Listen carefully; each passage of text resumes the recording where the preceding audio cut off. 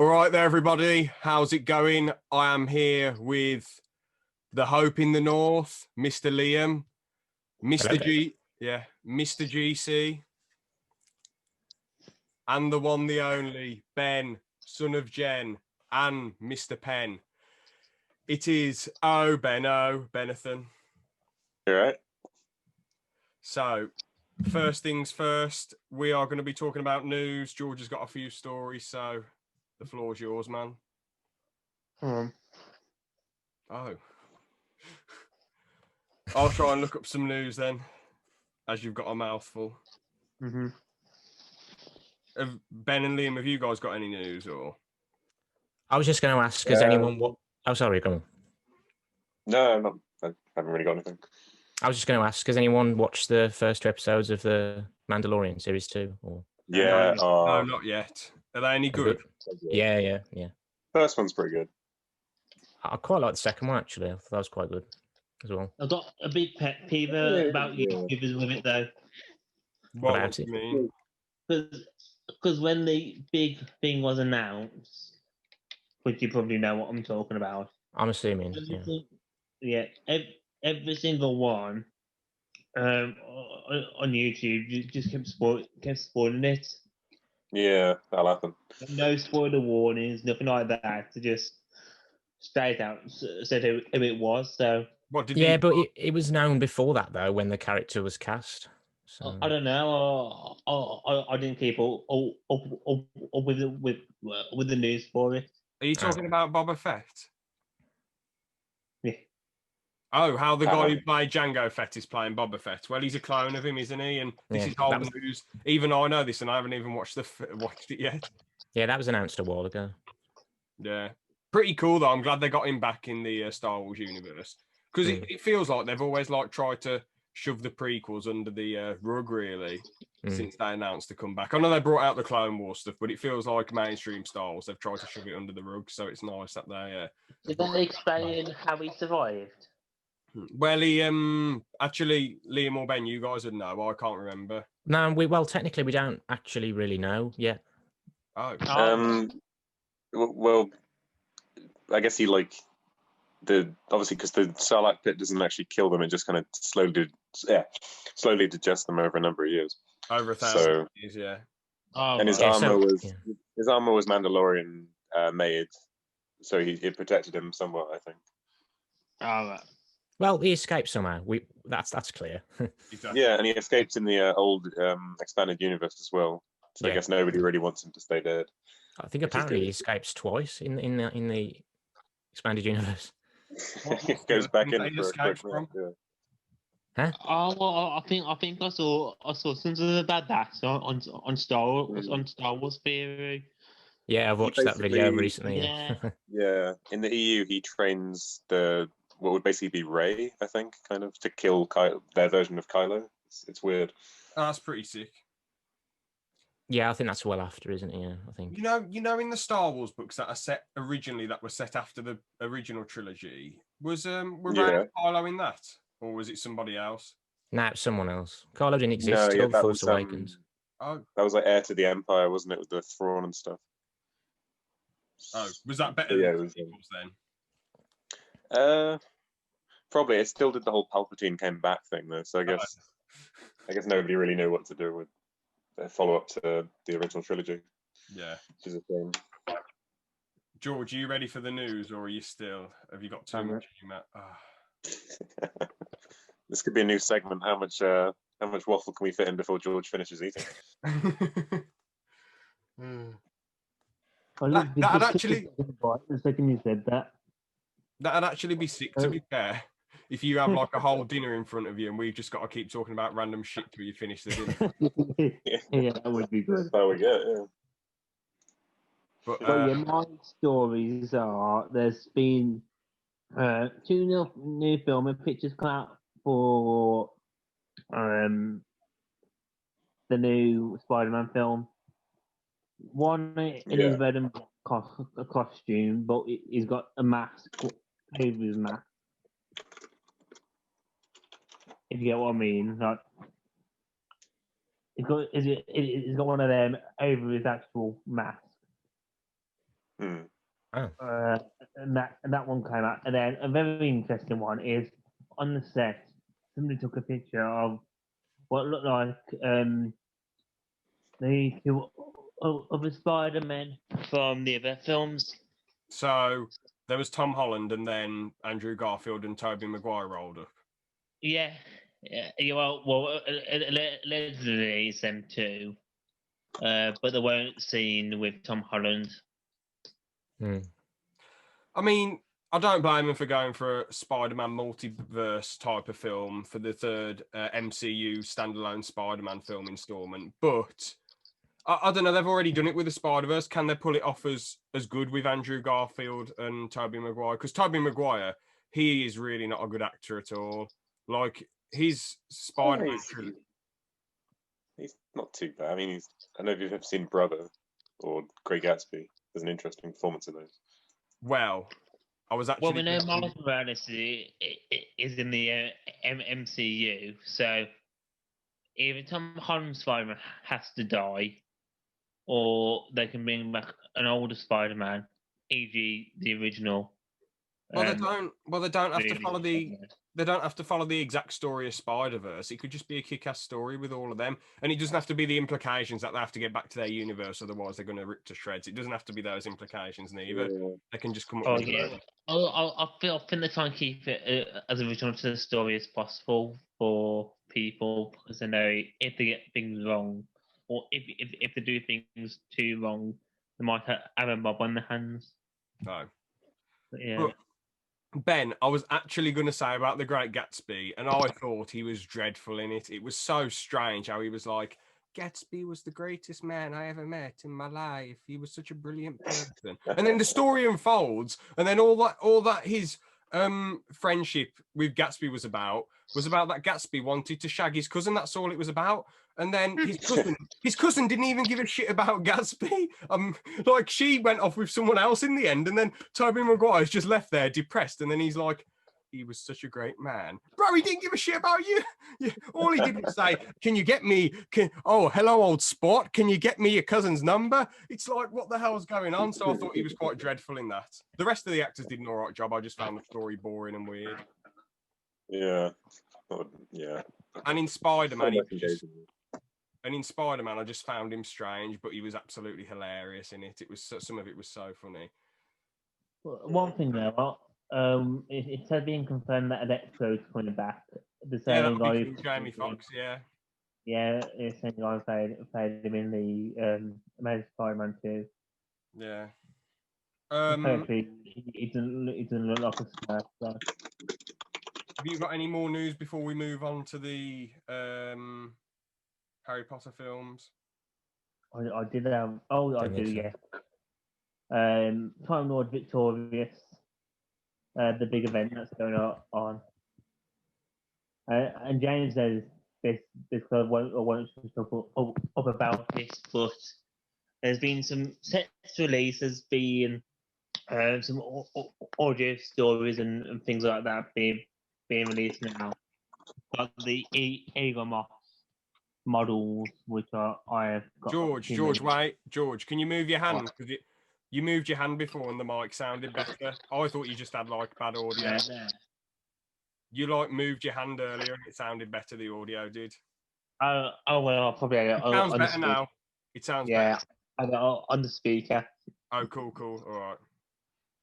But yeah, there's been 3 sets announced with Time Lord Victorious, where it's the Gold Arlica and the Drone, the Executioner and the Scientist.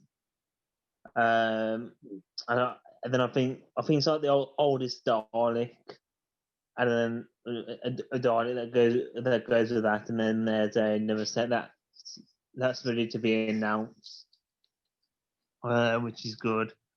Some 8th Doctor stories have been announced as well, and some 10th Doctor stories have been announced. But that's about it with Time Lord Victorious. But character options that make the figures, they've just announced a really bad set and a really good set. Literally, literally the one set is the 12th Doctor, just a repaint, and basically the version of Davros we had in 2010, just with bright silver colours on, and that's gonna be sold for 20 quid. Oh, well, have you got any thoughts on this, Ben? As you're a big Doctor Who fan. No, I haven't really been. I think I read one or two of the comics, but I haven't really been following it, unfortunately. Fair enough. Same. It's quite good. It's meant to be a whole big thing, but you can go and watch the books, the audios, and all that without one wanting to know the entire story. You can just go and watch them, and it will still be a full story in that aspect. But yeah. Fair play. Let's get into the Harry Potter then. Philosopher's Stone. Rightio. So, the film it's pretty good and a strong intro for the first Harry Potter film, the first Harry Potter installment. It costed like 125 million to make, so Warner Bros. Was taking a big risk pumping all that money into it, but it made the money back and more, and it got a lot of critical praise as well from reviewers. It's cool how it starts off because you're rooting for Harry straight away because I don't remember the family's name, the fat people and the really skinny lady. The Dursleys. The Dursleys. Yeah. They're treating him like absolute crap. He sleeps under the stairs and it's like, oh man, I feel so bad for this guy. Then Dudley gets wrecked by this snake. And then you're like, way! And then they're like, then they keep, but what's good, what gets you invested is that they keep being against Harry Potter and they keep getting rid of his letters. The fat bloke's like, Harry, you're not going to Hogwarts for goodness sake. And then which doesn't really make much sense considering that he hates him and you'd rather just get rid of him. Yeah, exactly. Why the hell would they want to keep him around? And I don't even know why the bloody hell they took him in the first place. I know one of them is like James or Lily's sister, but it makes no sense. Why not just put him in an adoption place? You know, to get him off. The books. The books explain it a little bit better. The reason why, the little letter that Dumbledore leaves at the door when he's a baby. Oh. It basically says that because Petunia has a blood relation to Harry, that Harry will be safe there for the first 17 years of his life because of the blood link to Lily. Oh, cool. So Voldemort can't get near him then? Yeah, which is why when he turns 17, it wears off and they have to move him the night before. Oh, okay. Well, anyway. But to be fair, the movie should be independent from the book, so I think when they don't explain something like that, it is a fault of the movie, so I think. True. That meme when Hagrid turns up and gets shot. Yeah. On that guy. What's even more satisfying with it though is that they try and move him away to some lighthouse, and then Hagrid busts through the door and he's like, "Harry, you're a wizard!" And then he's like, "What, Hagrid? You want me to come with you then?" "Yeah!" And then they roll off. It's like the coolest thing ever. Yeah. You got to give Daniel Radcliffe and is it Emma Watson? Is that Yeah. And Rupert Grint, yeah. Yeah, you got to give all of them props for being so good at acting at like 12 or 13 years old, however old they were when the first film came about. Fair play to them because they do a good job for their age. All the actors do, to be fair, and actresses. No, I'll tell you what, Longbottom had a grow up, didn't he? What do you mean? Well, look at Longbottom in the first film, and then the last one. Oh yeah, he looks well different, doesn't he? Yeah. Well, the rest of them sort of look a bit similar. Yeah. But yeah, Malfoy did an amazing job because you really just think, man, this Malfoy geezer, Harry needs to punch this bloke. Honestly, he's so annoying. He's such a pompous tit. Just fucking square him. Yeah, exactly. Yeah. What do you guys think of it then, overall? 6 out of 10. Oh, what about you, Ben? What do you think of like the story and the characters and the ending and them going around and getting up to mischief, the three-headed dogs and. Well, I think it. I mean, I've seen it so many times, obviously, because it's one I grew up with. But yeah, I think it's a solid introduction to the lore and the mythos of Hogwarts and the Wizarding World. You know, it's a nice little fish out of water story that kind of just has Harry like experiencing. You kind of experience Hogwarts through his eyes, and you get to like see him play Quidditch and go through all the classes. It's it's a very nice opening. And learn how to use the broom as well. Yeah. And his introductions to spells. Did they ever go Expelliarmus in this film or? No, I don't think he learns that until later. No. Oh, fair enough. I thought it was like the third film or something like that. No, they go Expelliarmus in the second one with that weird towards the bloke. Snape goes, then he goes Expelliarmus. And then the bloke goes, ah! He like gets knocked out. That fraudster idiot who can wipe people's memories. Absolute tit. Oh yeah. But yeah, it was quite cool how that dude. Oh, I can't remember the dude's name. The dude with Voldemort on the back of his head. I liked how he was the bad guy because he seemed. Yeah, Professor Quirrell. Yeah. Yeah, he seemed fairly harmless. He was like, "Oh, a goblin," you know, when the big goblin was walking about. Troll in the dungeon. Oh, yeah. Yeah. The chess scene was amazing as well with the big chess. That was amazing. And when I watched that for the first time with the chess scene, I thought that was the most boring scene in the whole entire franchise. What? Yeah, but it did have a lot of it had a lot of transitions though, so it wouldn't go on for ages. Yeah. So. And it ended with Harry Potter destroying him by touching his face, which was a little bit.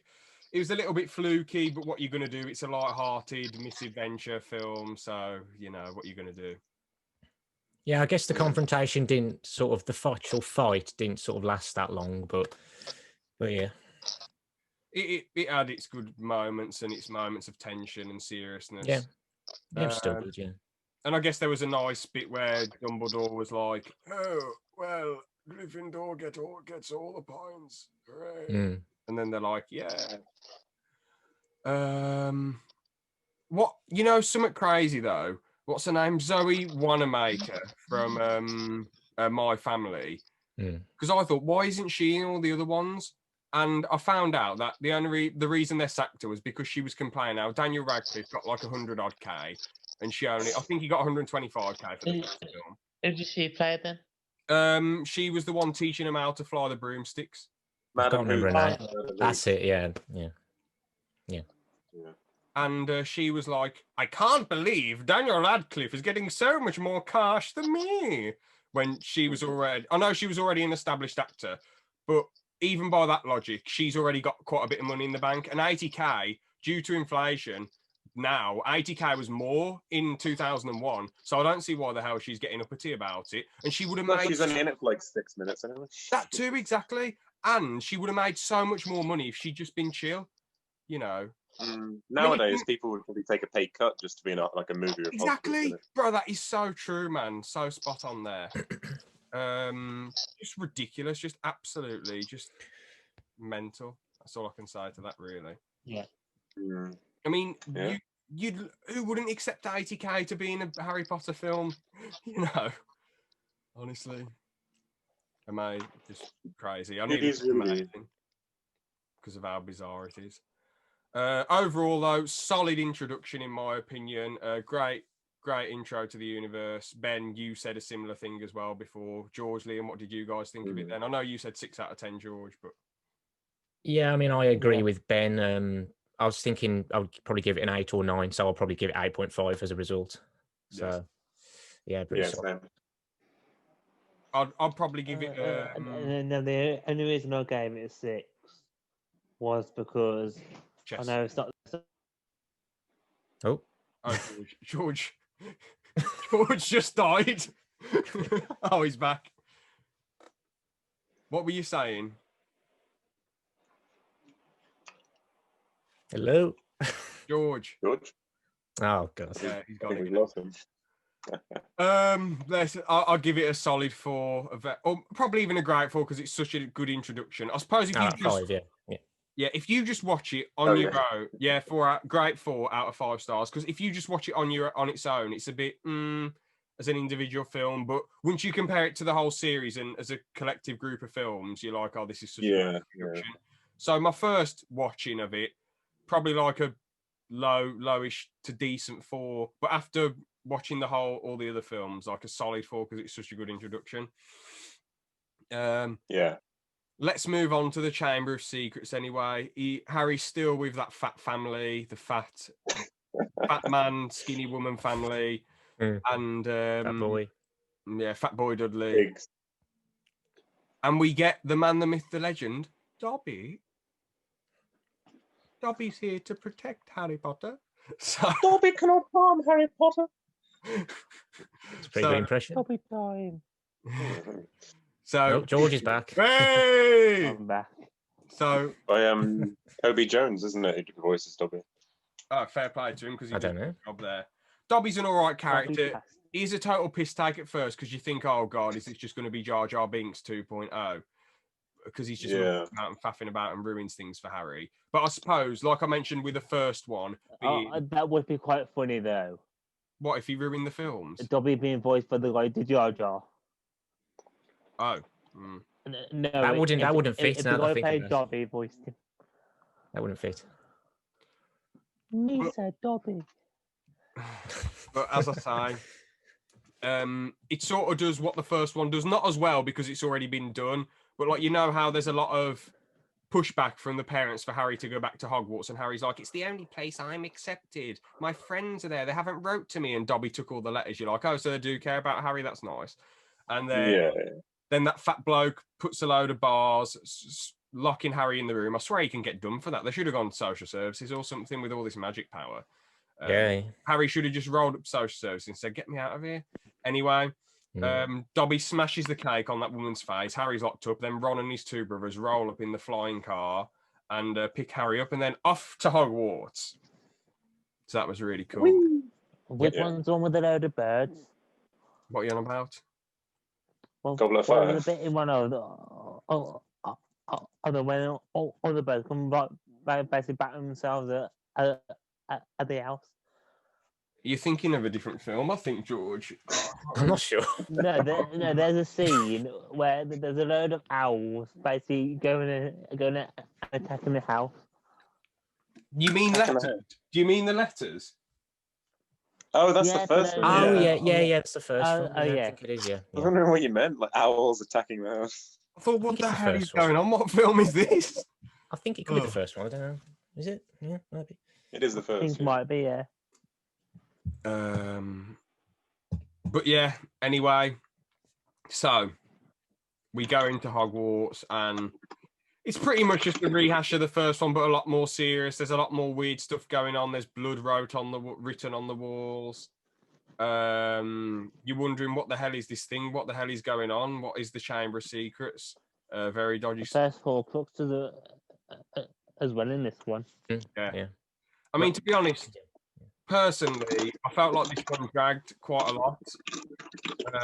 It felt like a rehash of the first one, but a little bit more serious, but it just dragged for ages. So the Tom Riddle stuff was pretty awesome, but I just felt like it was a bit of a drag in my opinion. I mean, personally, it is the longest Harry Potter film, but I mean, I personally don't think it dragged, but... fair enough. What about it didn't drag for you? I said it didn't drag, sorry. No, I meant what part of it, how did it not drag? What was good about the pacing? I don't know, I just thought that it was sort of... I thought it was fast moving, especially for such a long film. That's what I thought. I thought, like, you're going here, and then you're here, and you're here. I think they tried to fit in as much of the book as they could. Yeah, probably. But then as the series went on, they realised that, like, there's stuff that they had to cut out in order to make it, like, a proper, film. Yeah, probably to make it less boring, I suppose.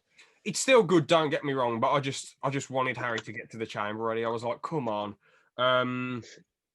Something cool, though. It is nice in the first Melanie one. Myrtle as well.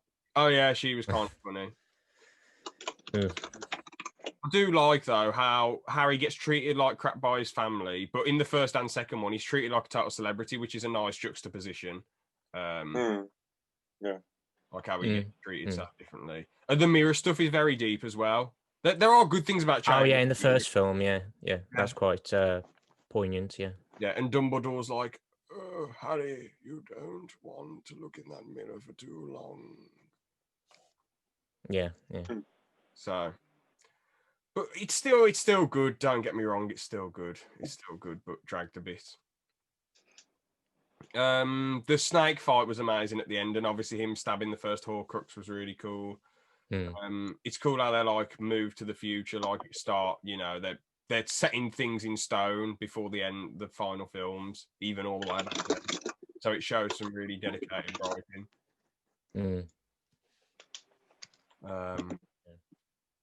But yeah, I can't think of much else I can say. Another Quidditch game. Malfoy's a tit in it again. Not much else. I mean, the fraud guys, you know, he's trying to suck up to Harry Potter and he's dicking about, and then because I like how Ron's wand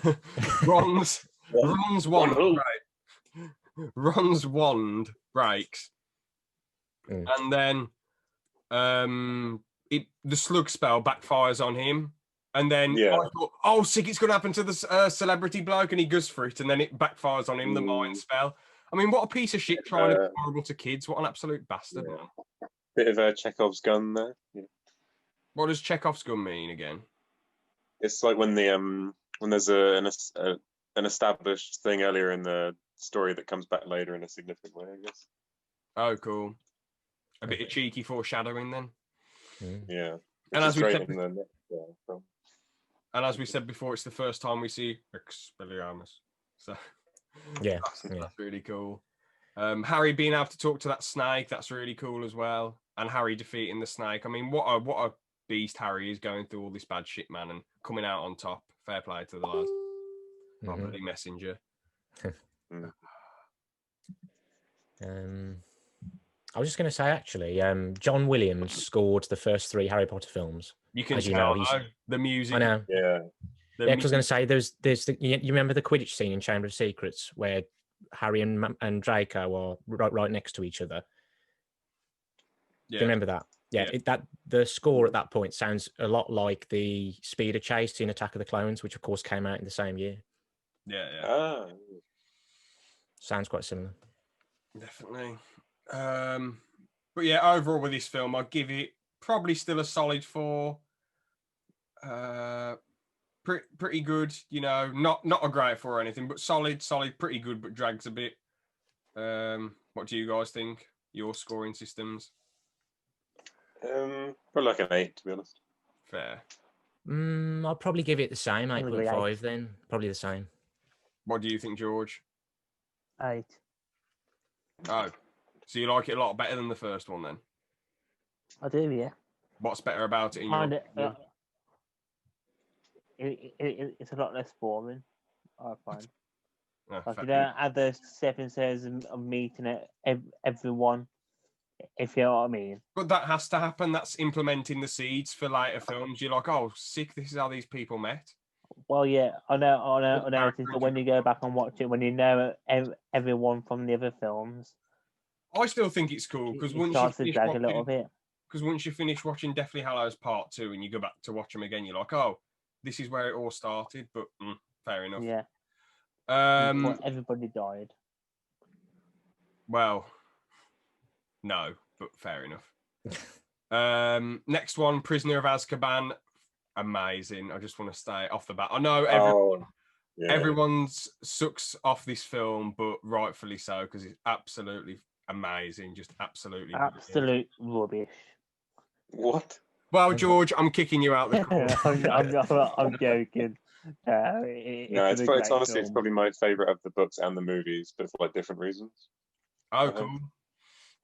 It's my second favorite.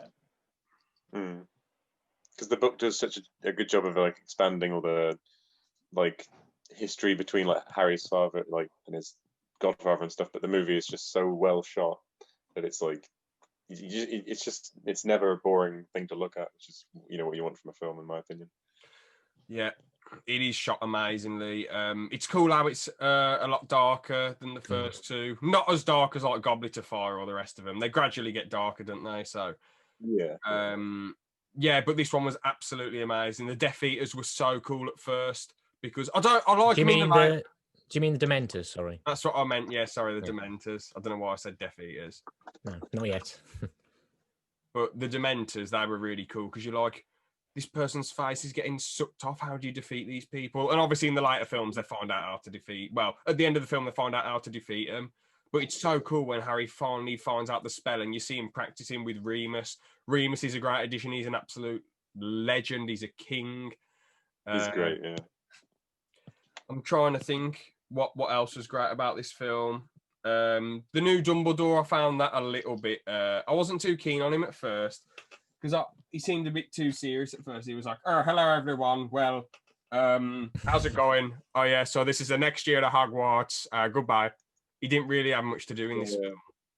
He's pretty rubbish in Goblet of Fire, but I think Michael Gambon gets the better material as it goes on. Really, he's amazing in Order of the Phoenix and the Half-Blood Prince, isn't he?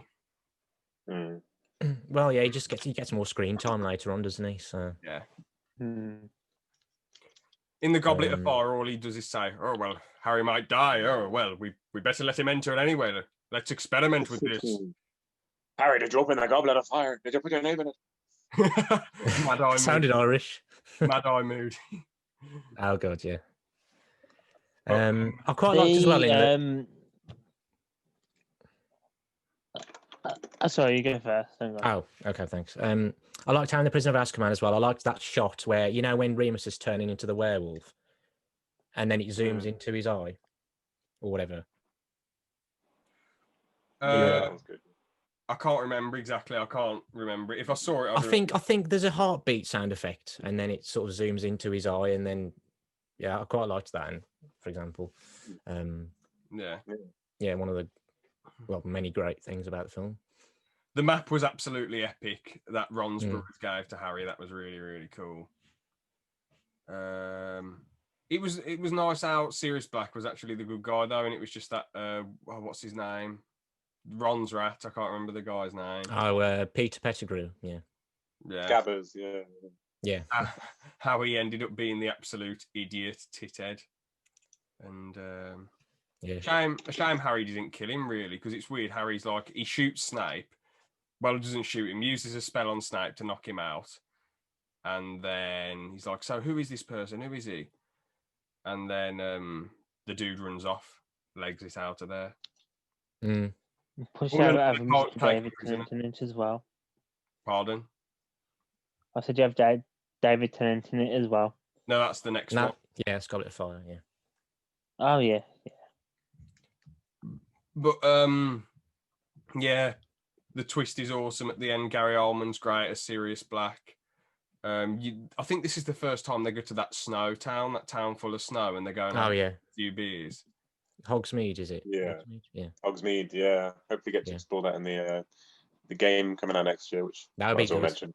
That'd be good, yeah. That'd be really good.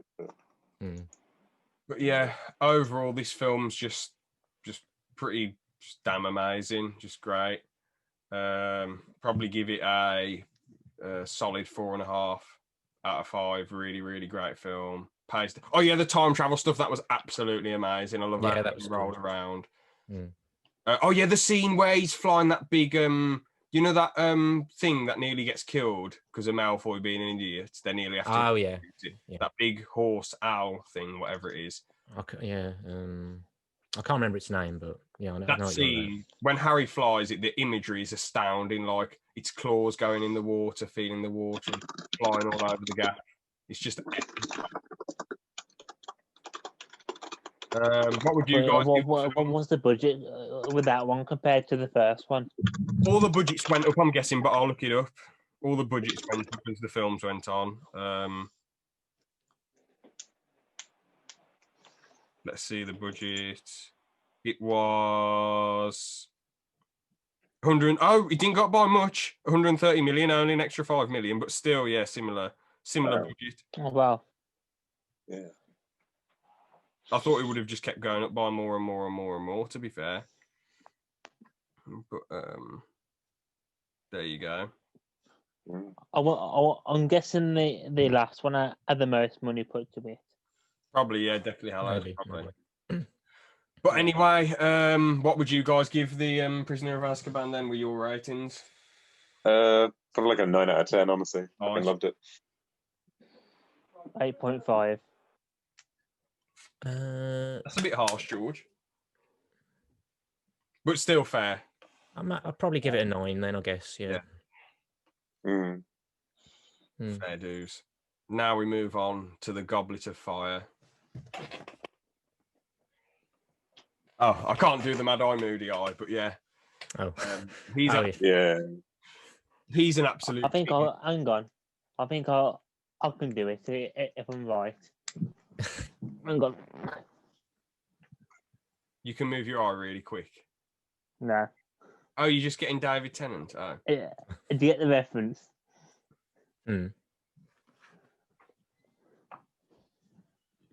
He was quite cool in it, but I just wish they had him in it more. But he's not much of a film actor, is he? He's like mostly in TV shows. So, George, I swear you've been eating the sandwich for the last like 2.5 hours.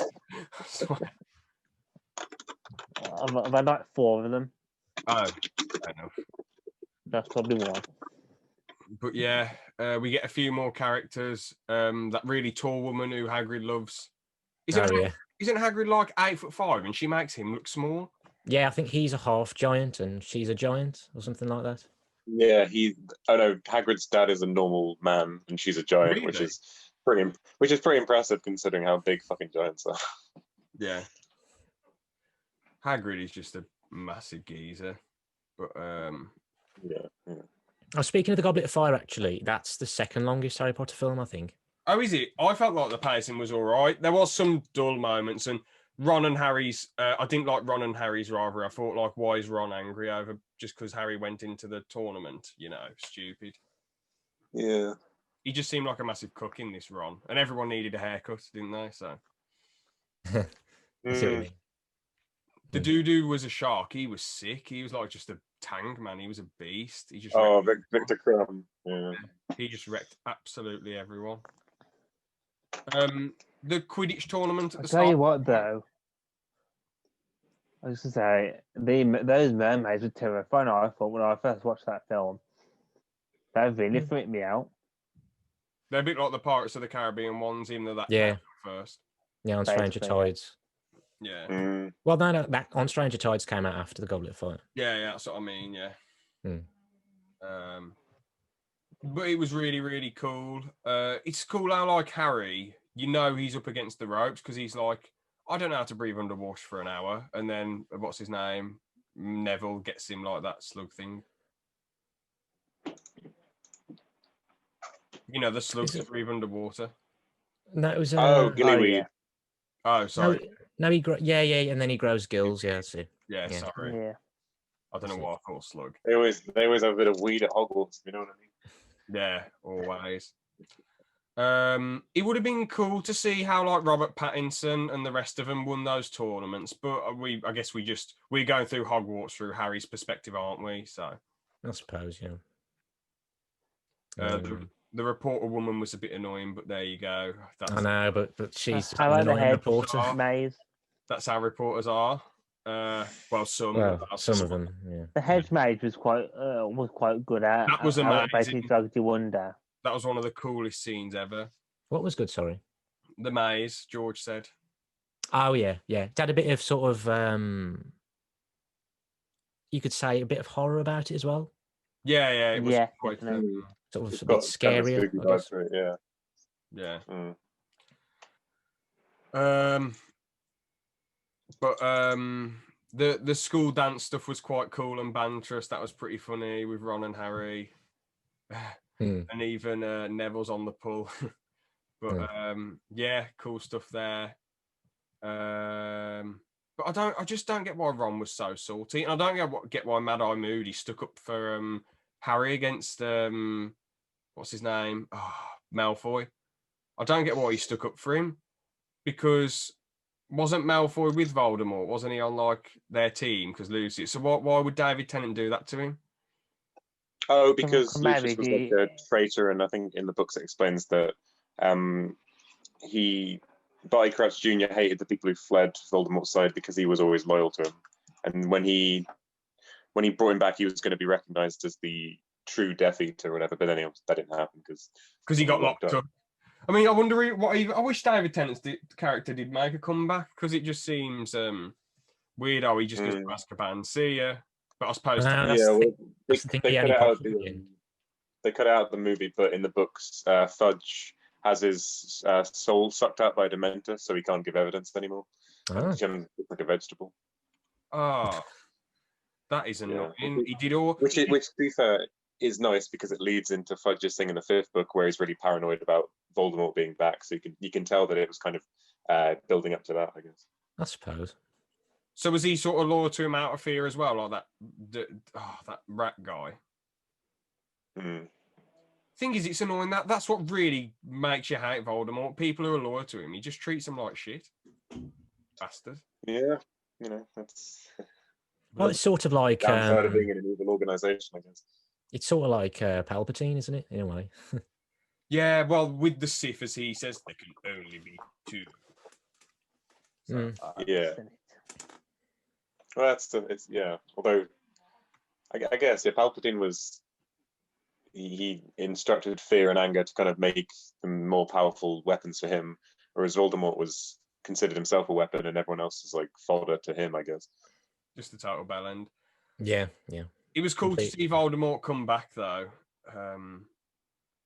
And you know what made Robert Pattinson's death even more harsh? It happened so quick. He's like, kill him. Then he's like, Abracadabra! And then Robert Pattinson's dead. And then Harry has to face off with Voldemort, and he manages to run really quick. And then the depressing thing is he's like, where's my son? Let me get to my son. No. Really sad. Yeah. And then that David Tennant rolls up and he's like, come with me, Harry, quick. And then you see his face like go, and then he becomes David Tennant again. Yeah. Really a sad, bittersweet ending, but there you go. Yeah, it still ended on a high note. But when was that one made, by the way?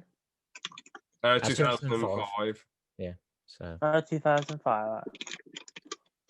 How did it end on a high note? Then what happened? No, I just mean because the very end scene is just, I can't remember. I know that the other schools are leaving Hogwarts because the Triwizard Cup has finished. Yeah. And then you just see Harry, Ron, and Hermione I can't remember what they say, but they're just walking along, and then they get to the balcony, and then you see the shot of the pirate ship, which is I think where the one school, which is how the one school gets to Hogwarts. You can see that sailing off into the distance, I guess. So. Oh, cool. Nice. Yeah. So I guess it ends on an all right note. Yeah, they do tend to, in a way. Yeah. So overall, I'd probably like a great 4. Pretty probably it's around as good as the Philosopher's Stone, in my opinion. In some aspects better, in some aspects a little bit could be a little bit better paced at some points, but it's around the same level. I personally prefer it because just because it's cool seeing Voldemort come back and more characters and the universe is expanded. Some people don't like it for some reason, though. It's something to do with the director not taking the material seriously. I kind of get that because it's basically like dancing like half the time as well. It's about that dancing the entire scene, well, it's isn't it? They had to cut a lot of material, but they were also considering making it into 2 movies just because of how big the book was. That's the thing, yeah. Oh, that would have been kind of cool. And it was already a long film as it was.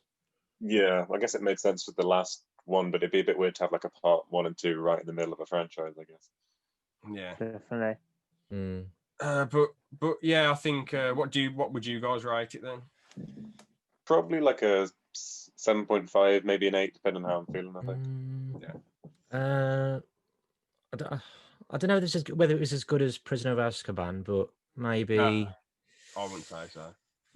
I don't know, maybe 8.5 or a bit higher. I'm not sure. I'll probably just give it an 8.5 then. Yeah. What would you say, George? A big old 7. Fair enough. So the next film, I think this one is absolutely sick. Personally, I love it. I don't know what you guys think, well, Ben, you just said it's good, but Order of the Phoenix, absolutely class. I love all the characters being together. I love the Order. I think it's epic, serious. Being like, can you give me an update on that? Because I cannot remember it. That's the only one that I couldn't find anything on. Oh, it's when at the start the Dementors come. Dudley's having a go at Harry, and then the Dementors come. Is it in the park? Is it that bit? Yeah. Oh yes, I know it. And then even though Dudley saves Harry's life, the either way round, you mean? Sorry, yeah. Even though Harry saves Dudley's life, the Umbridge people are like, "Oh, you idiot! It's your fault." And Dudley's like, "Yeah, it's him." And he's like, "I know, it's just so you just hate them so much, man." I forgot to mention in Azkaban. I'm glad. Did they get killed off in the end? No, or did they just run away? They just drove off somewhere. Hopefully off. No, I'm joking. They are idiots. Honestly, they're just pillocks.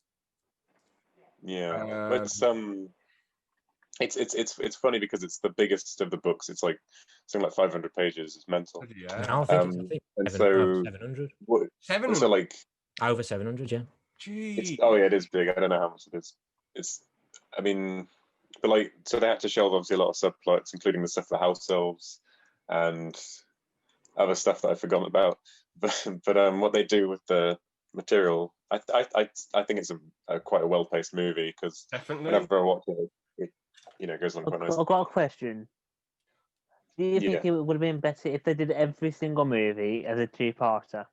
No, that would have just No, because if they did that, having like 17, wouldn't you, or 15? 15, yeah, I think. Would it be 15? Would it be 16? Wouldn't it? 16? No. No, 14. Yeah, 16, wouldn't it? Because 7 times 2. They would have basically had to like record 2 films each year. That would have just been. They would have had to rush it so much. It would have been ridiculous. Yeah. Well, they're talking. Not that. People say that obviously with the success of things like Game of Thrones and all the Disney Plus shows, that eventually they'll do a Harry Potter TV show. I think that'll probably be inevitable, like in 20 years or something. But 20 years, but no time soon. I think the Harry Potter films are perfect as they are. Oh yeah, they'll keep I'm not sure. selling the DVD for those for as long as they're still relevant. It's best to wait for ages before you do a remake, or just come up with a new story. No, don't do a remake. It just shows when it's like when it's all Fantastic Beasts. Yeah. And how they were compared to the Harry Potter films. Yeah, but that's in the Harry Potter universe. I mean, a new universe about wizards. If they really want to go that route. Well, they're doing obviously a newish story with a Fantastic Beasts hasn't really been told, but obviously that's going about as well as a nuclear bomb. I mean, yeah. But yeah, Order of the Phoenix. The Order's great. It's cool how Mad-Eye Moody's an actual real person and isn't just someone who David Tennant fabricated. Well, the character fabricated. Just really cool. Oh yeah, I forgot to mention, it was cool in the Goblet of Fire how Trigger was the policeman and he was Roger Lloyd Pat, and he was David Tennant's dad. That was really cool. He's good, although I think every time I watch it I end up kind of laughing at some of his deliveries just because I don't know, he's obviously Roger Lloyd Pat was great, but like some of the lines just come off as kind of unintentionally funny. I think it's when they're like it's when the Quidditch World Cup, all the camps have burnt down and stuff, and it's just them is like, did you see him? Did you see the Dark Wizard? It's just yeah, it's just because we're so used to seeing him in comedies, and he's probably been really conditioned to comedies. Vicar Dibley, Only Fools and Horses. I'm sure he's been in other comedies as well. I know he played what's his face. Lumic in Doctor Who. For that that was a great episode. He was quite good in that because he was playing the bad guy, which I think he seems to do well at pulling that off. But being like, "Have you seen the wizard?" It's like, what the hell's going on? It's like I don't know. He's way too calm. He's way too calm. He's hilariously calm in like really dire situations. Funny though. But anyway, back to the Order of the Do you Phoenix. know what's funny though? Sorry, I was going to say, Joe with TikTok. Oh, what? I know I'm going off topic here. Harry, but leave but this the later, TikTok man. with No. no, but you'll get this while I'm laughing. There's a TikTok where it's basically Billy Irish. Eilish, you mean? Who's Billy Irish? No, No. Billy Irish. So The joke, yeah. it's basically it's basically Billy Irish's head on a leprechaun's body. So every time I hear I'm the bad guy or something like that, that just comes into my straight away. I just can't stop laughing. Okay. Yeah. Back to Order of the That's fine Phoenix after then. Voldemort comes back even more, which is great. You see the stuff with Snape, that makes him so much more of a deep character when he's like, you won't be able to fight the Dark Lord in your mind. And then he says, well, I'll try it on you then. And then he goes into Snape's head, and James Potter's bullying him and saying, oh, you're a buffoon, Severus, haha. Then he's like, no. And he's like, get out of my head. Yeah. But yeah, it just adds that character development to Snape, doesn't it? Yeah, it totally does, man. I was just going to say as well, it's interesting how, even though Order of the Phoenix is the longest book, it's, if you exclude Deathly Hallows Part 2, it's the shortest Harry Potter film. Yeah. Yeah, it's crazy. I know, it's interesting. I mean, personally, I think in order, my favourite scene has to be when it's just Sirius and Harry in the train station, and Sirius gives him a photo of all the old Order, and it's just Harry asking him what the war's going to be like this time, and it's got a really great soundtrack in the background. It's like, you know, it's just so. Anyone else's audio mess up then? No. Yeah, I think it's because it's a fantasy series. Something like that just comes off as really like impactful when they're just sat there talking about the war, and like it's just a really personal conversation. I really agree. It's nice to see grounded dialogue in like fantasy films. I think a lot of the stuff between Harry and Sirius was quite sort of touching, though, wasn't it? Yeah. Yeah. Really had a nice time. And of course, that brings me to when he died as well. That was quite sad. Spoilers. Yeah. Yeah.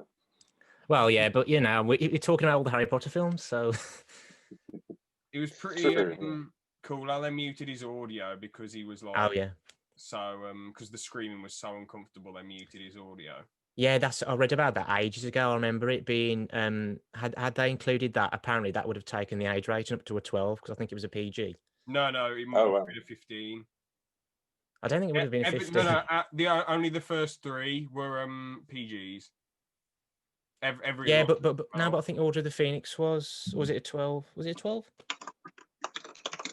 I don't know. I'm gonna have to look. That's something else to look up. It says 8 on this one. 8? Age is 8 and up. Oh, let me look at.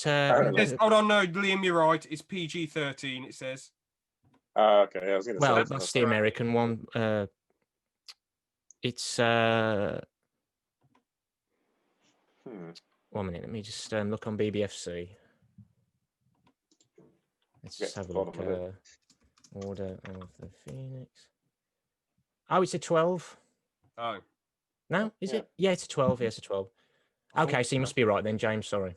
I thought so, because I remember every film since Azkaban, it always says at the start with the Sky movie thing, this film's like for 12 and up, so. And it's fair enough. Images or whatever. Okay. So yeah, overall though, I absolutely love it. A low 4.5 from me. It's not quite, actually no, a decent, no, low, actually, because it's not like the best thing ever, but it's really, really damn good. I do love it a lot. It's more personal opinion, because I can't really argue a lot of greater points why it's subjectively good, but I just really, really, really like it. Or is it objectively when it's your personal opinion? Objectively, isn't it? I always get them mixed up. No, I think it's subjective. Oh, cool. Objective is when it's like black and white. Subjective it's facts. Yeah, I think. Yeah. Well, it's more personal to me that I like it. I just think it's a cool kick-ass story. The stuff when they're running around that building and the magic fight is epic with the ones going all over the place. And then Dumbledore taking on Voldemort. Yes, yeah. That was epic as well. And then Voldemort summons that fire dragon or whatever it is. Yeah, that was so cool. And then Dumbledore just all epic. And then when Voldemort does that sort of repulse. Oh yeah. You know, with his wand, and then it smashes all the glass and whatever. Yeah. And then when when Voldemort's gone into Harry right after, and then Harry's having all these sort of flashbacks or whatever, quite emotional scene. Yeah, utterly epic. What rating would you guys give it? I can see Ben's mic's muted, so. Oh, it is, yeah. Oh, and George has disappeared. Just opening a package. George is gone. For me, I'd give it like a 8.5 easily. Fair. Maybe a 9 again, like Azkaban, perhaps. Fair, very fair. Next one then, the Half-Blood Prince. Honestly, I'm not even gonna lie. Yeah. Kind of forgettable for me. It's good. Oh, really? I can't really remember much from it. I don't know why.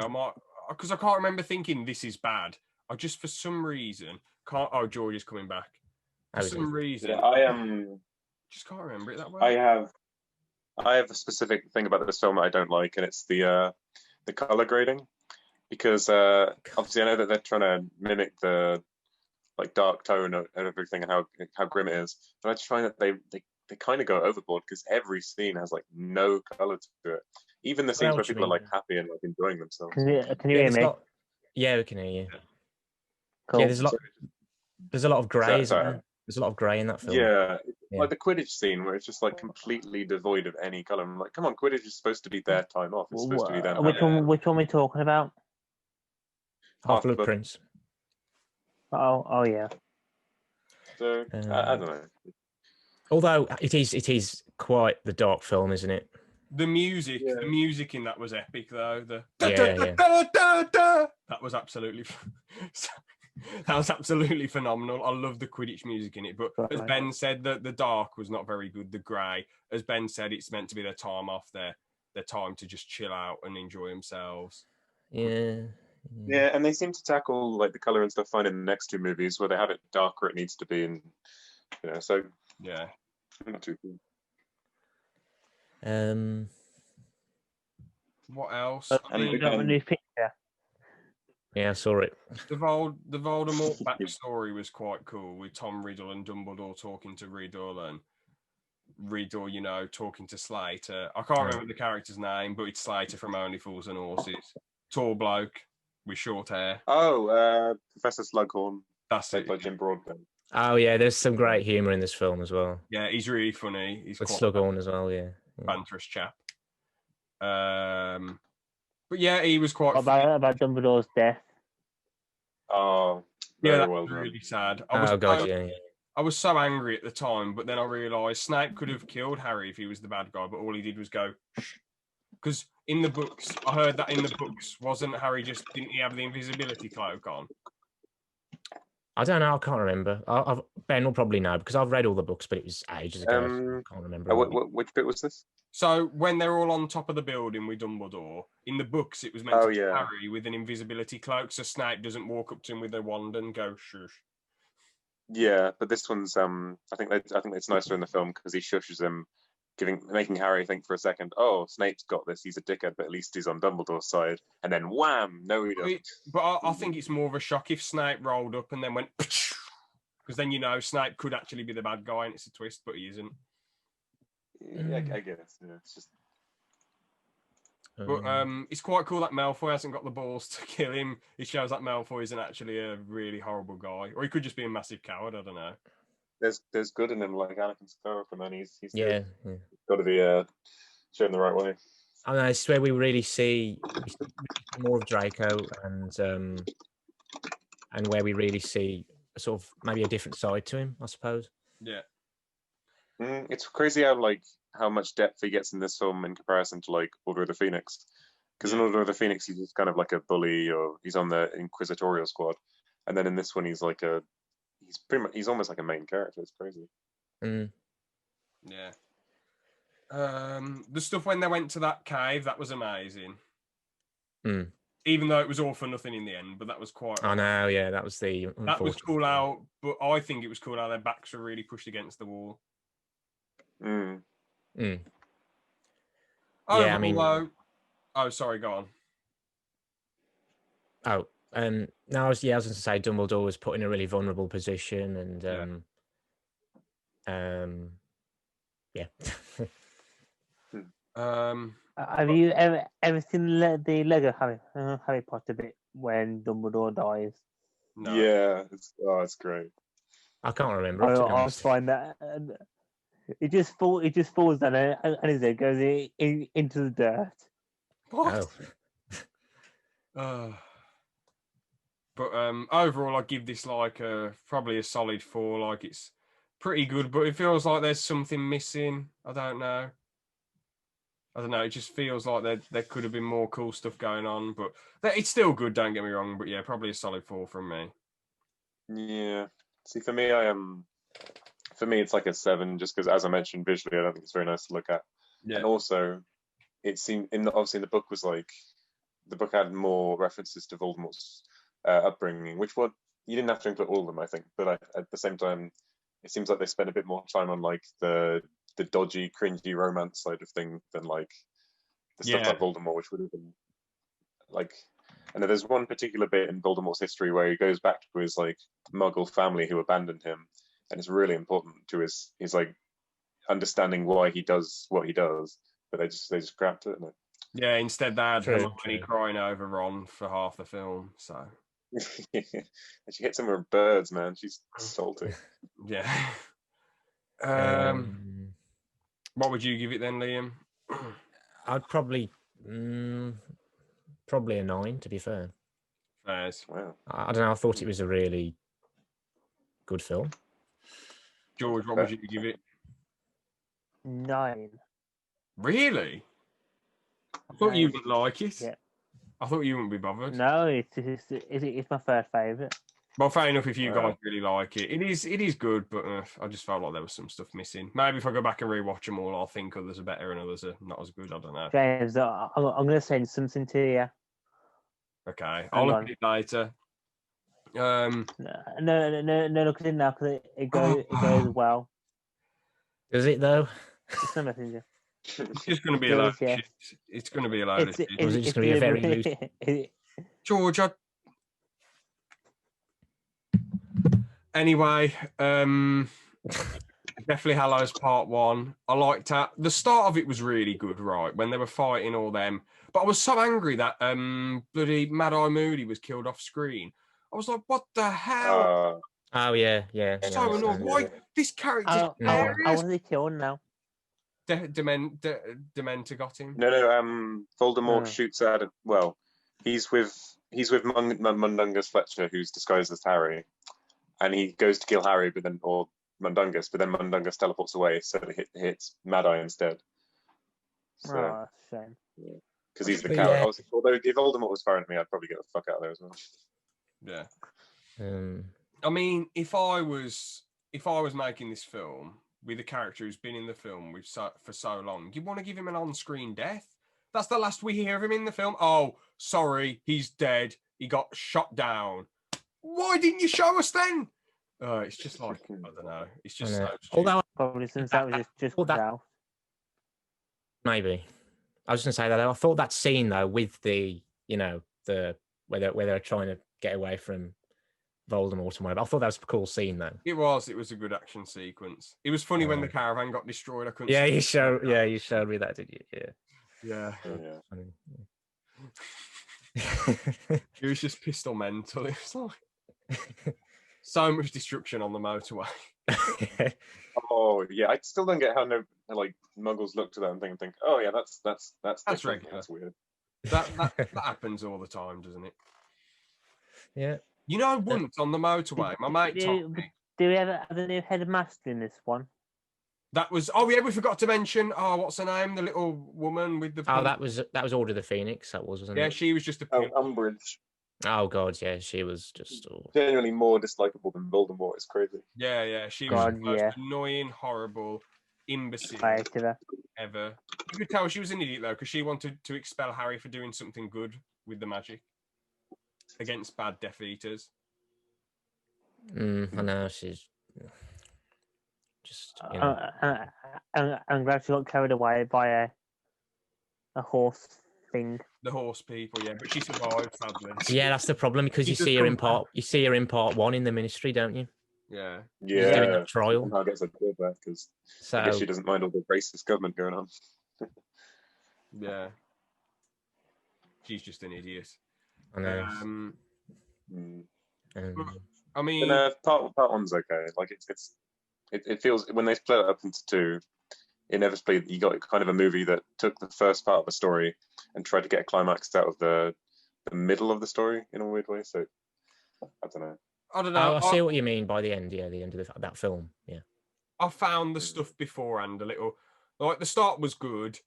The bit where they get taken to prison, it's a big showdown. Then Dobby gets killed. That was epic. But all the camping stuff and them trying to find the Horcruxes until Dobby rolls up and the story picks up, I just think it's a bit. I know. Yeah, when they're in the forest, it can get a bit boring at points, can't it? Yeah. Probably. It wasn't even the fact of it being slow, well, too long. It was just boring. Even if it had been 5 minutes, you would have been like, what the hell is going on? At least with Chamber and Secrets and Half-Blood Prince, at least they had stuff going on. Like, even if it was a bit dragged out and too long, in my opinion, it was still all right stuff. Yeah. Wanted the story to progress more. Wow, with this, I think you like my score for this one. Okay. I mean, I guess I can understand why they did that. It sort of makes it more realistic when they're not doing much. But yeah, I feel like this is probably the one Harry Potter film where maybe it was sort of a bit boring at one point or whatever. So yeah, start and end are epic though. I love the show, but there's loads of good stuff. I still think it's a good film, really. Yeah. What was I going to say? And of course, when Dobby dies, that's quite the emotional scene as well. Very sad. Yes. Yeah, definitely. Yeah. It's just a shame that he doesn't get much screen time in the films because I do remember that he has much more involvement in the books. Oh, you wish they would have had him round. Yeah, the beach where Dobby dies. Yeah. I've been to that beach. It's in Wales. How is it? I forget. Yeah. I forget what it's called, but I have been there. I think a couple of years after Dobby's death. Oh, you went in 2013. Nice. Anyway, the start and the ending were amazing. Yeah. So I'd say it's the worst Harry Potter film, but it still gets a solid 4 because the start and the end were brilliant.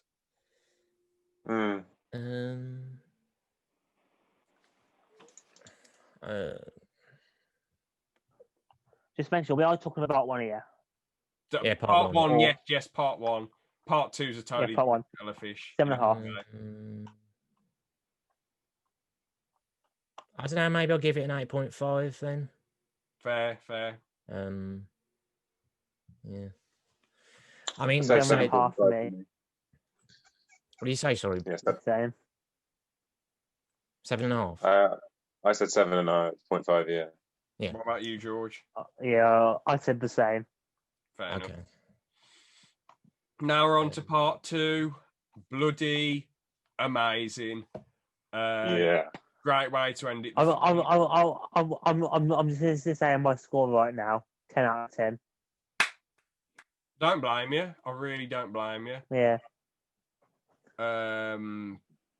Yeah. It's certainly it justifies the kind of shortcomings of the first one because it's like, oh, you can watch these two together and get like a proper good 4-hour movie that's like does everything you need the finale of this series to do. Yeah. Yeah, it's as I say, it is the shortest. Talk about for part 1 then. Is the Elder Wand? Oh yeah, all the stories those are quite cool.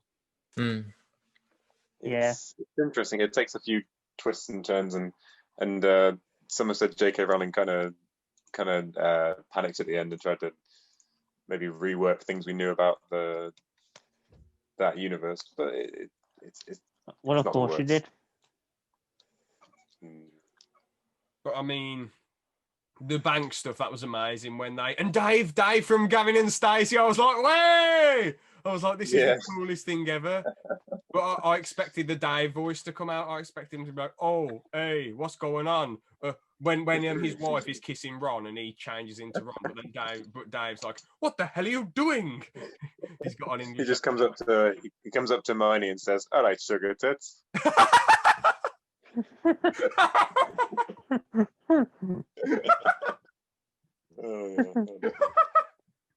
He just rolls up to her and says, "You're not a cow, you're a fox," and then he just kisses her. Gavin and Stacey references. Gavin and Stacey references. I've never seen an episode of that, but it sounds absolutely hilarious. And then he calls Ron, "All right, Scrappy Doo." Then Ron goes, "Come on, then." That'd be good. Yeah, that was part 1. Yeah. Oh, was it? That scene was in part 1. Yeah.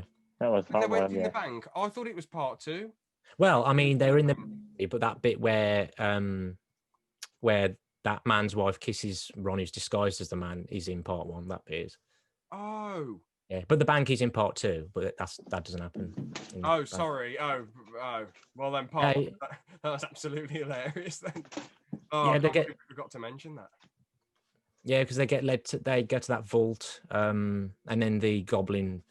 I can't remember which one it is. He betrays them, and then no. The goblin was at the end of the first one, though. The goblin was at the end of the first one. Then he's in the second one. Then he says, "No, he was," and then he says, "I want the sword off you, Harry," because he does, yeah. Because they're at the beach house in the second one. So I swear that's the second one. I know, but when they're in the vault in the bank in part 2, he betrays them. Oh, yeah. Yeah. Fair enough. Oh no, it's a bit weirder, and is that a Boba Fett helmet, or is that your chair? Yeah, it is. Hey! Oh, nice. Should I show you? Yes.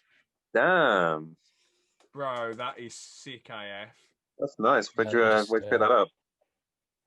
It's literally just a Hasbro one. It's like a sort of, like a kid's one. I've had it for years. Nice.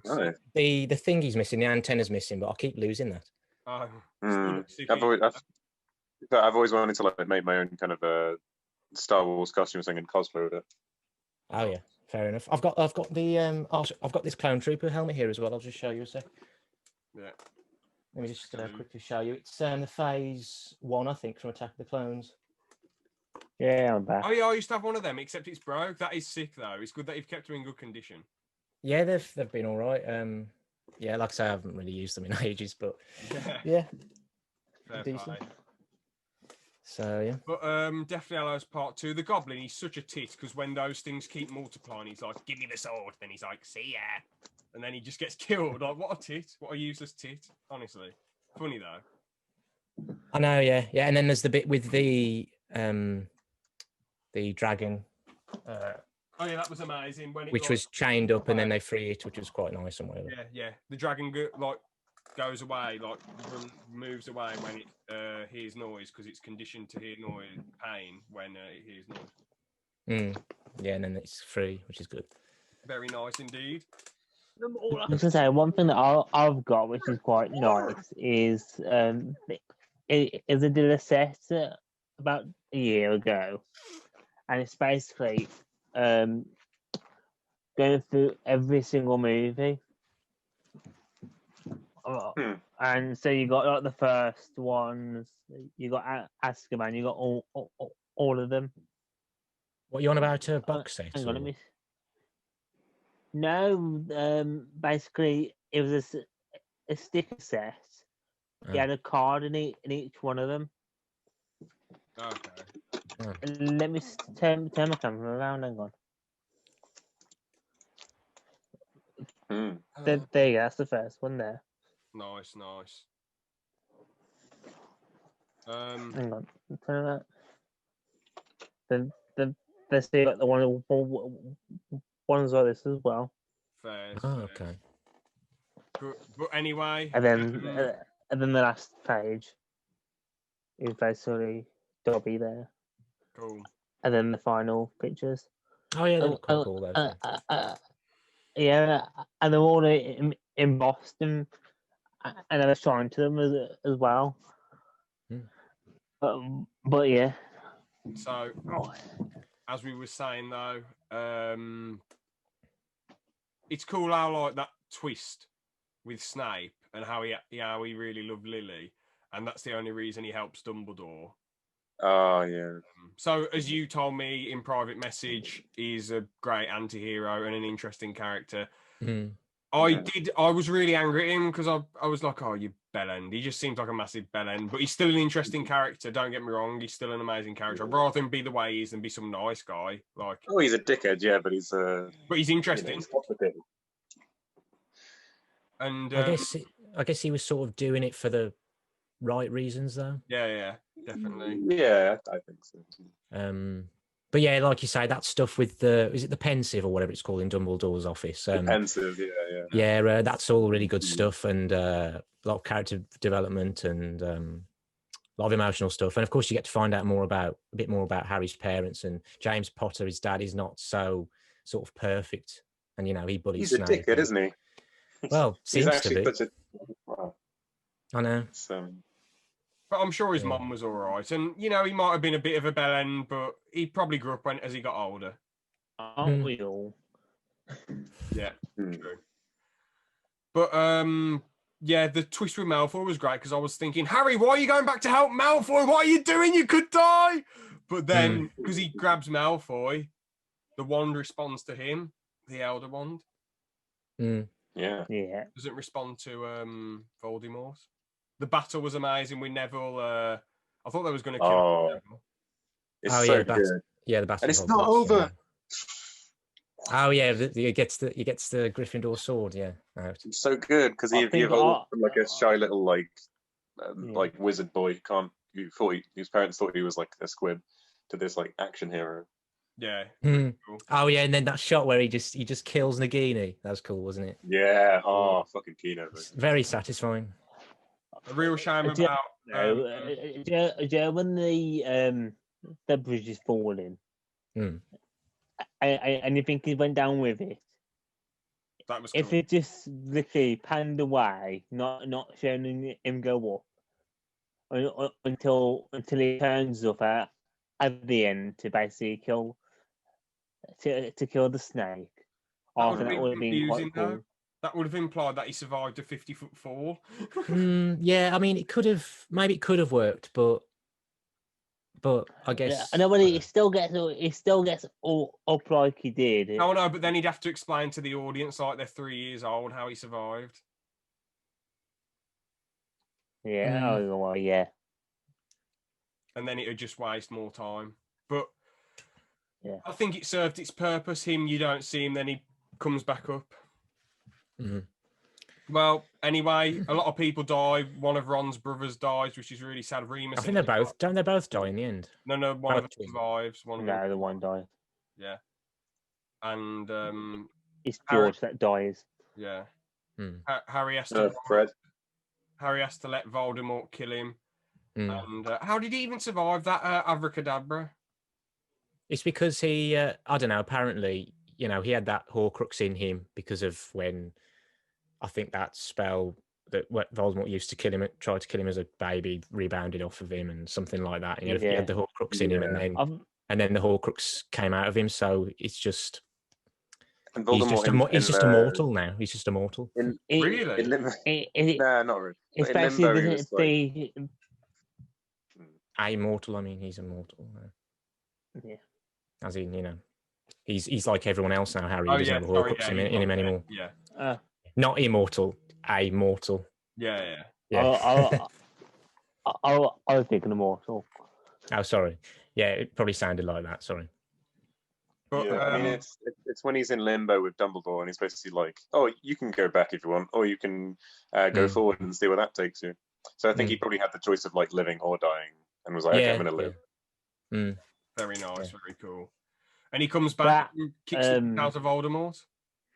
Yeah, it's funny because Voldemort's laughing, and he does that weird laugh as well. Voldemort, when he's saying Harry Potter's dead, and he goes, "Hey." Yeah, he does that. And what's really great is that that laugh was dubbed in different languages, and there's a video on YouTube.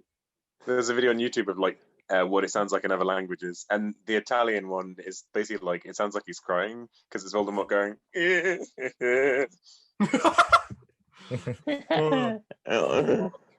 James, edit that in right now. You got to.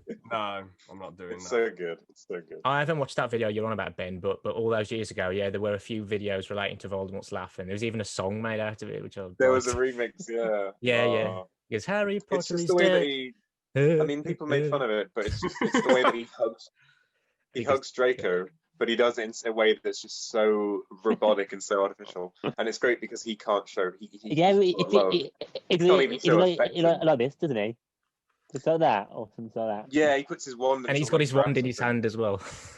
Yeah, I think it's because he can maybe like reflect some sort of praise, but he can't show genuine human affection because he doesn't know how. It's great.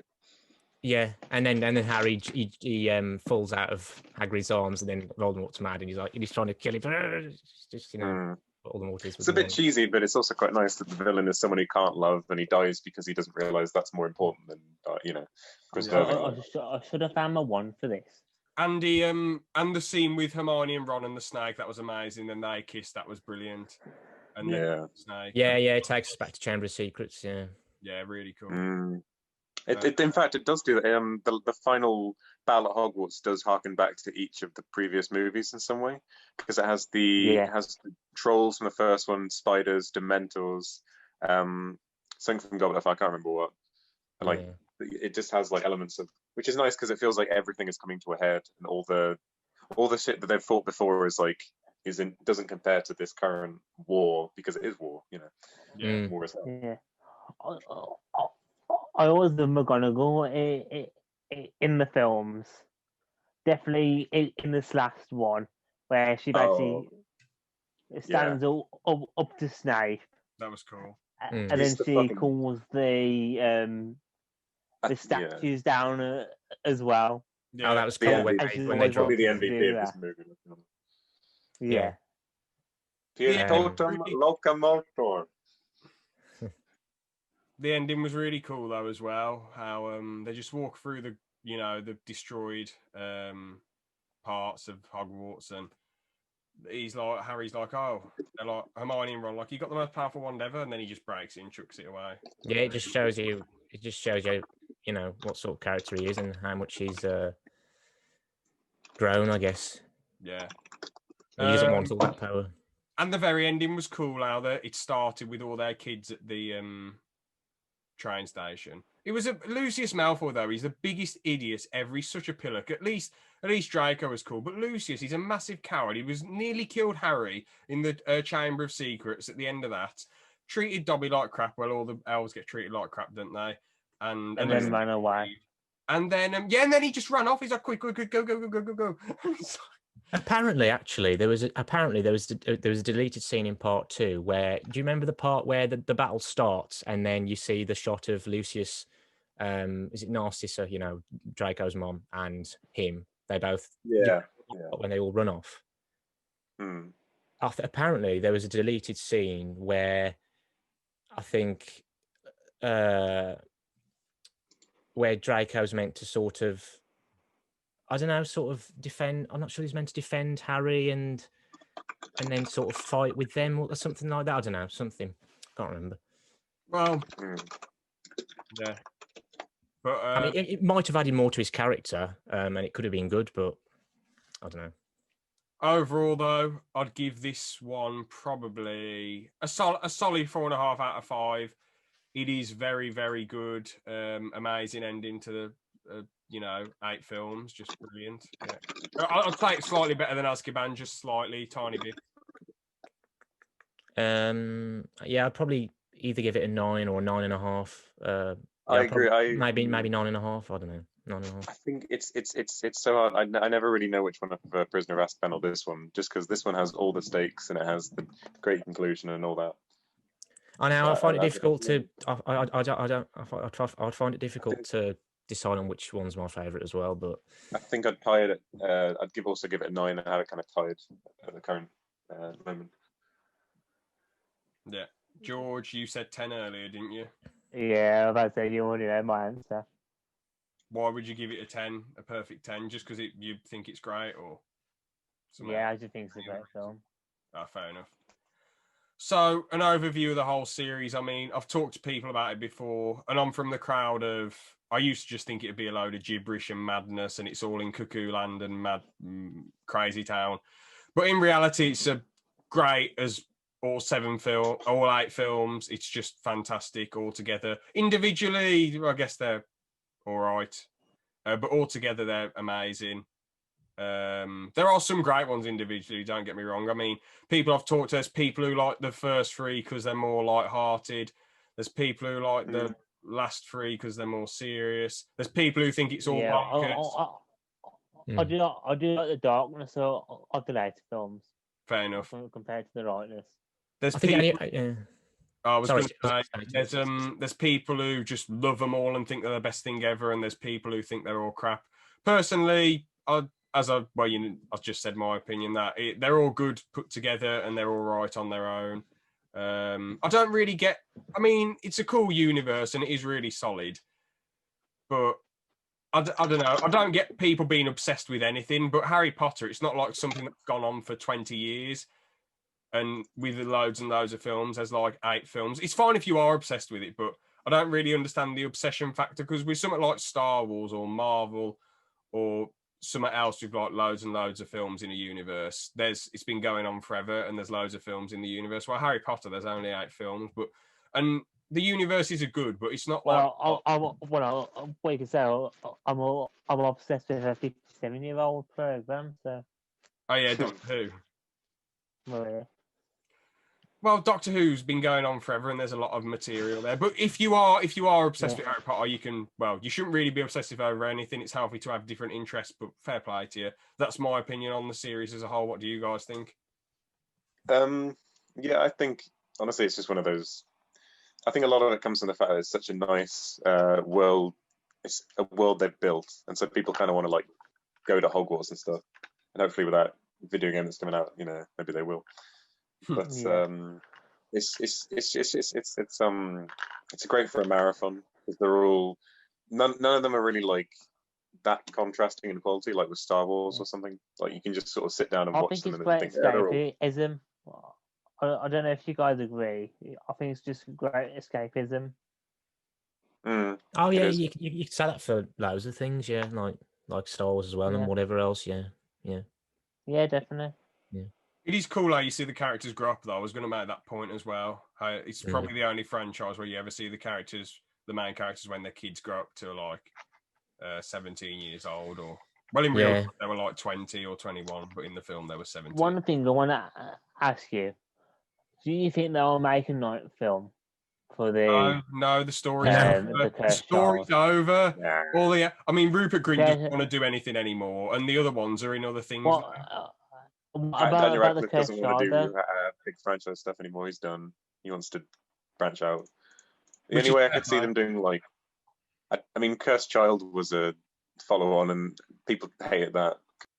Yeah, apparently isn't it just sort of, I don't know, sort of PC and all this reboot of the first one? Would you say?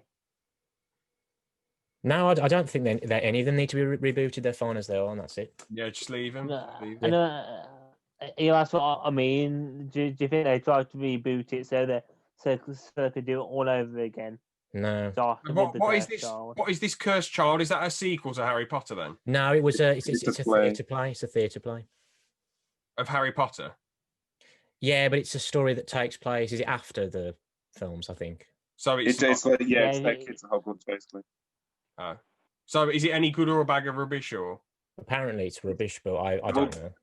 Basically, I don't know if you care about spoilers or anything, but it's Harry's kid at Hogwarts who worries that he's going to get sorted into Slytherin. He does, and then he befriends Draco Malfoy's kid, and lots of time travel stuff happens, but it ignores the rules of time travel from Prisoner of Azkaban. Oh.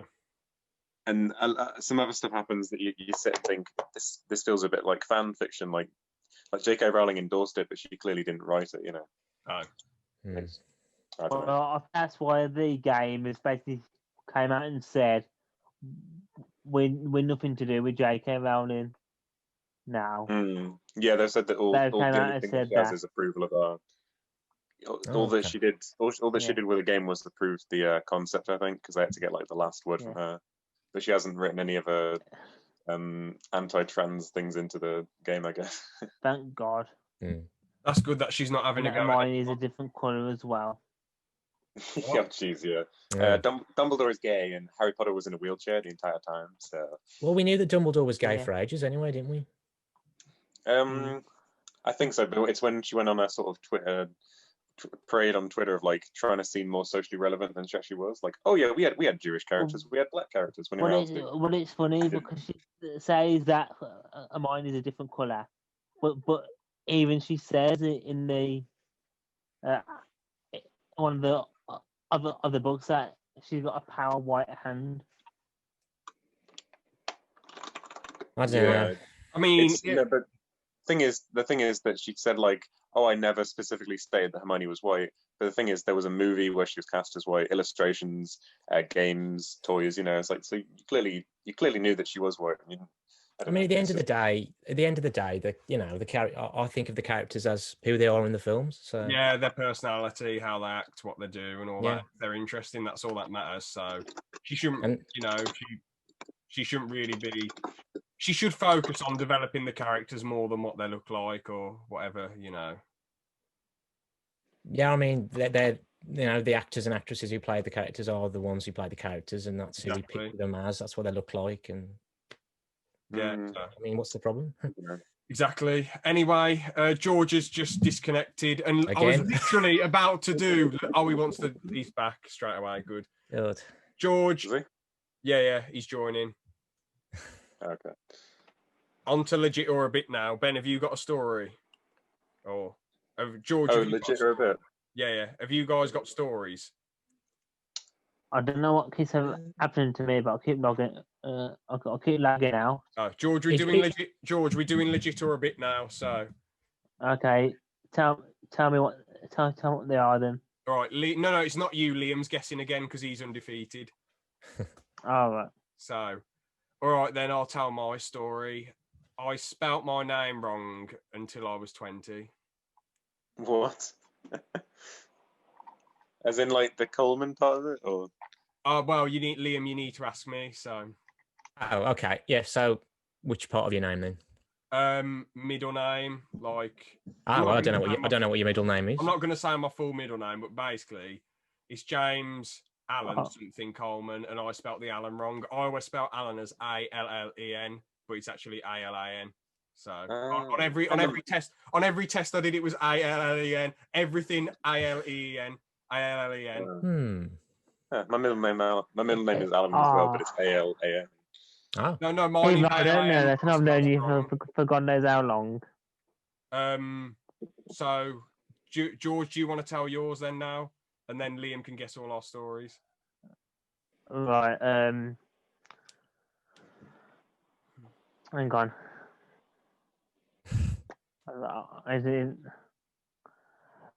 When I went to the Doctor Who experience in Wales,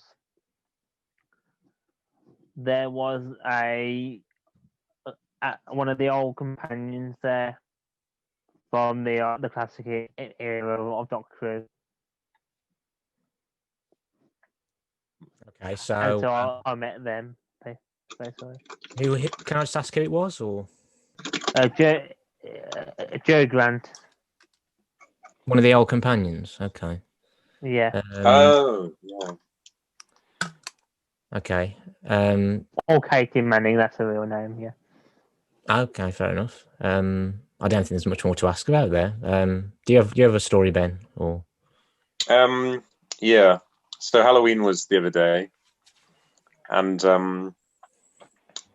we basically in Cheltenham we have like food bins that we put out for recycling, and so once I carved a pumpkin basically, just a simple one with like a face drawn into it. I'm not very good at pumpkin carving, and we didn't even have a candle for it, so basically just sat in our living room. Day after Halloween, I was like, right, this thing is going to get moldy. I'll chuck it out, but I didn't know whether to put it in. It wouldn't fit in the food bin. I didn't know whether to put it into the big bin. So basically just left it on the side of the alleyway, hoping that someone would pick it up. Oh. And then the next morning, someone had basically like carved us. It looked at first I thought someone had kicked something into it, but on the other side of the pumpkin, which was completely fine before, someone had they'd punched a hole into it, and it looked kind of like a symbol. I thought, is this? I didn't really know what happened really, but yeah. What sort of symbol would you say it looked like, if I may ask, if that's okay? So kind of like, Black Widow in the MCU. Yeah. It's kind of like it looks almost like an hourglass kind of. Like a It was what? a bit like that. It was kind of like an hourglass, a bit curved. Oh. And it was like that, and I thought that looks a bit too precise for someone to have kicked in, I guess. This is bloody difficult, man. Wow, this is I interesting. don't envy you, Liam, at all. Bloody. Okay, so all right, let me think. So you kept spelling your middle name wrong till you're 20, and then George met that companion from Doctor Who at that convention in Wales, and then Ben put that pumpkin in the alleyway, and that symbol was somehow ended up on the pumpkin or whatever. Yeah.